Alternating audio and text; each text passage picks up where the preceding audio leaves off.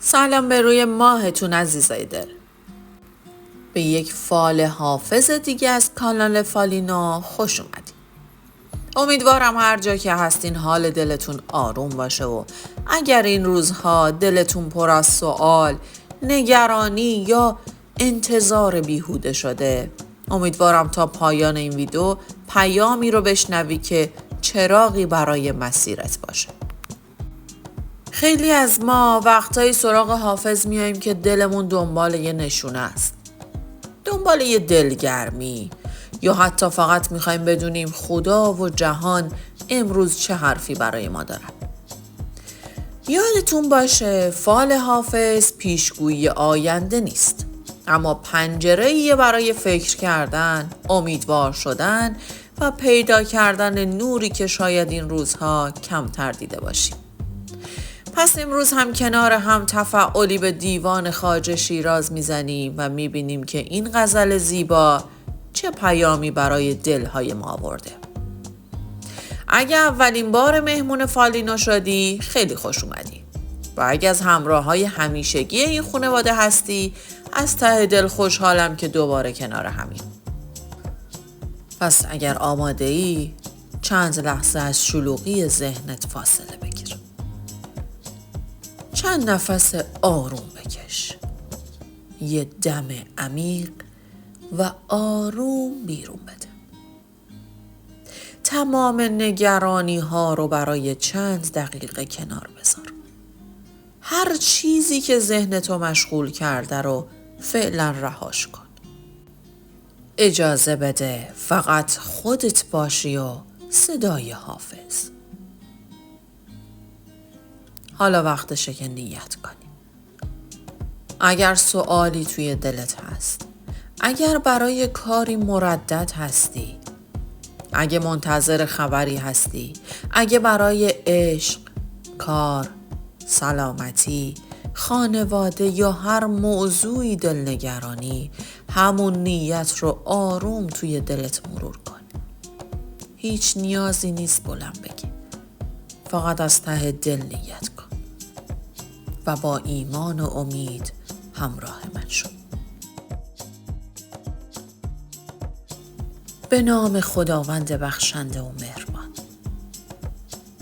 دیوان خواجه شمس الدین محمد حافظ شیرازی رو باز می‌کنیم و به خود حافظ قسم میدیم که پیام کائنات رو امروز به ما نشون بده. غزل شماره 352. بیاید با همین غزل زیبا رو بشنویم. روزگاری شد که در میخانه خدمت می کنم. در لباس فقر کار اهل دولت می کنم. تا که اندر دام وصل آرم تذروی خوش خرام. در کمینم و انتظار وقت فرصت می کنم. واعظ ما بوی حق نشنید. بشنو کین سخن در حضورش نیز می گویم، نه غیبت می کنم. با صبا افتان و خیزان می روم تا کوی دوست و از رفیقان ره استمداد همت می کنم. خاک کویت زحمت ما بر نتابد بیش از این. لطف ها کردی بتا تخفیف زحمت می کنم. زلف دلبر دام راه و غمزه اش تیر بلاست. یاد دار ای دل که چندینت نصیحت می کنم. دیده بدبین بپوشان ای کریم عیب پوش. زین دلیری ها که من در کنج خلوت می کنم. حافظم در مجلسی، دردی کشم در محفلی. بنگر این شوخی که چون با خلق صنعت می کنم. خب اگر اول بخوام معنی ساده بیت ها رو بهتون بگم، حافظ میگه مدت هاست با فروتنی و صبر در مسیر عشق و حقیقت قدم برمیدارم. بدون غرور خدمت میکنم. اون هنوز به آرزوش نرسیده اما امیدش رو از دست نداده و منتظر زمانی مناسبه. حافظ میگه حقیقت رو باید شجاعانه گفت. حتی اگه دیگران خوششون نیاد. اون برای رسیدن به محبوب با تمام سختی ها حرکت میکنه و از آدم های خوب و همراه کمک و انرژی میگیره. در ادامه میگه اگر زمان رفتن فرا برسه با احترام کنار میره، چون عشق واقعی با اجبار به دست نمیاد. بعد به دل خودش هشدار میده که فریب ظاهر دنیا رو نخوره، چون زیبایی ها گاهی میتونن انسان رو گرفتار کنن. در پایان هم با صداقت اعتراف میکنه که انسان کامل نیست و از خدا میخواد عیبهاش رو بپوشونه. در واقع این غزل شعر امید، صبر، فروتنی، صداقت و اعتماد به زمان مناسبه. پس اگر این غزل نصیب شما شده، حافظ قبل از هر چیزی میخواد یه خبر خوب بهت بده. پیام این غزل اینه که زحمت‌های شما بی نتیجه نمیمونه. شاید مدت زیادیه که برای چیزی تلاش میکنی، اما هنوز نتیجه‌ای که انتظارش رو داری رو ندیدی. شاید احساس میکنی زمان زیادی گذشته، صبر کردی، دعا کردی، اما هنوز اتفاقی که منتظرش هستی رخ نداده. حافظ میگه عجله نکن. بعضی از آرزوها درست لحظه‌ای برآورده میشن که انسان فکر میکنه دیگه امیدی باقی نمونده. این غزل غزل صبره، غزل امیده، غزل ادامه دادنه. اگه این روزها از انتظار خسته شدی، این فال میگه هنوز پایان داستانت نرسیده. شما درست تو مسیر قرار گرفتین. فقط زمان رسیدن به خواسته هات کمی با خواسته دلت فرق داره. یه وقتایی خدا دیر جواب نمیده، بلکه میخواد بهترین زمان رو برای جواب دادن به شما انتخاب کنه. پس اگه این روزها احساس میکنی درها بسته شده، ناامید نشو. شاید پشت همون دری که هنوز باز نشده، بزرگترین خبر زندگیت منتظر ایستاده باشه. حافظ توی این غزل از فروتنی هم صحبت میکنه. یه وقتایی آدم فکر میکنه اگه بیشتر دیده بشه، بیشتر موفق میشه. اما حافظ میگه ارزش واقعی انسان به آرامش، صداقت و شخصیتشه، نه به نمایش دادن خودش. اگه بی سر و صدا مشغول تلاش بودی، اگه کسی زحمتتون رو ندیده، ناراحت نباش. گاهی بزرگترین موفقیت آدم ها تو بی صدا بودن متولد میشه. یکی دیگه از پیام های مهم این فال اینه که از آدم های منفی فاصله بگیر. ممکنه اطرافت آدمایی باشن که مدام ناامیدی رو پخش میکنن. کسایی که همیشه میگن نمیشه، دیر شده، فایده نداره. حافظ میگه همه این حرفا رو باور نکن. یه وقتی حقیقت رو با دل خودت پیدا میکنی، نه با حرف دیگران. اگه احساس میکنی کسی مدام امیدت رو کم میکنه، شاید وقتش رسیده کمی ازش فاصله بگیری. این غزل درباره انتخاب‌های احساسی هم هشدار میده. یه وقتی انسان فقط ظاهر یک موضوع رو میبینه. یه وقتی یه پیشنهاد، یه رابطه، یه تصمیم، تو نگاه اول خیلی جذابه، اما بعدها دردسر ایجاد میکنه. حافظ میگه قبل از اینکه تصمیم مهم رو بگیری، یکم بیشتر فکر کن. اجازه نده احساسات لحظه‌ای آیندت رو تعیین کنه.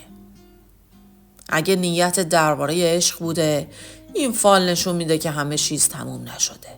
اگه فاصله ایجاد شده، اگه منتظر خبری یا اگه دلت تنگ شده، این غزل میگه هنوز امید هست.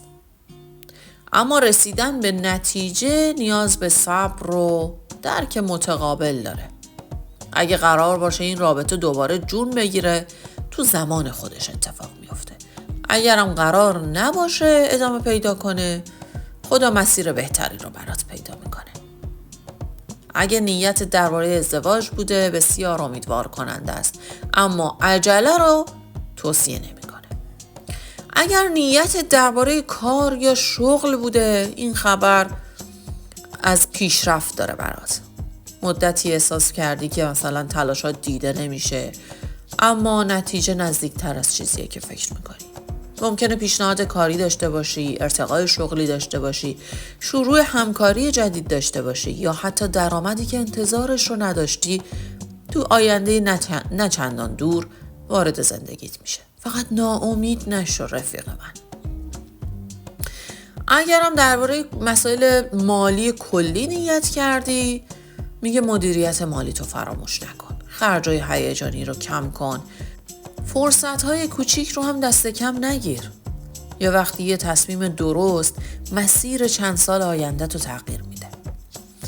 و اما اگه نیت درباره خانواده بوده، این غزل دعوت به آشتی، گفتگو و مهربونی میکنه.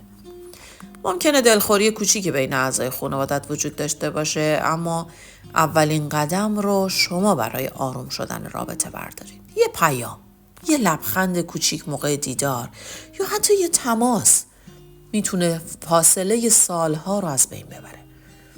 اگه منتظر خبری هستی، این فال میگه خبر میرسه، اما نه الان، دقیقاً زمانی که شما انتظارش رو نداری. و یکی از زیباترین پیام‌های این غزل به نظر من اینه که هیچ تلاشی در جهان گم نمیشه. ممکنه امروز نتیجه رو نبینی، اما هر قدمی که با نیت پاک برداشتی روزی به ثمر میرسه. درخت هم یک شبه والا بار نمیده. ریشه ها مدت ها تو سکوت رشد میکنن، بعد شکوفه میدن. شما هم امروز در حال ساختن همون ریشه هایی هستین که فردا دیگران شکوفه هاشو میبینن. پس به مسیرت ادامه بده. به خودت اعتماد داشته باش. به خدا توکل کن و باور داشته باش که زندگی هنوز اتفاقهای زیبای زیادی برات کنار گذاشته. هر روز فرصت تازه‌ای برای شروع دوباره است. دوست خوب من، حافظ امروز آرام در گوشت زمزمه میکنه که هیچ صبری بی ثمر نمیمونه و هیچ دعایی بی پاسخ نمیمونه. فقط هر چیزی زمان خودش رو داره. اگر این روزها دلت از انتظار خسته شده، یک کمی بیشتر طاقت بیار. اگه احساس میکنی کسی زحمتت رو نمیبینه، مطمئن باش خدا تمام تلاشاتو دیده، حتی اون اشکایی رو که هیچ کس ازش خبر نداره. پس با قلبی آروم گذشته رو رها کن. از امروز بهترین استفاده رو ببر و به فردات امیدوار باش. به خودت ایمان داشته باش. به مهربونی خدا اعتماد کن و مطمئن باش بعد هر شب تاریک سپیده‌ای روشن در راهه. اگر دوست یا عزیزی داری که این روزها دلش کمی آرامش و امید میخواد، این ویدیو رو براش بفرست. شاید درست همین غزل همون پیامی باشه که بهش نیاز داره.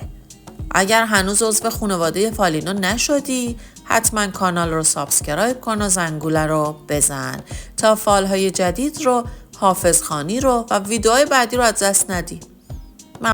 ممنونم که تا اینجا همراه من بودی. تا دیدار بعدی و یک فال تازه از لسان و غیب، مراقب خودت، دلت و امیدت باش. به امید روزهای پر از نور، لبخند و خبرهای خوب. خدا نگهدارت.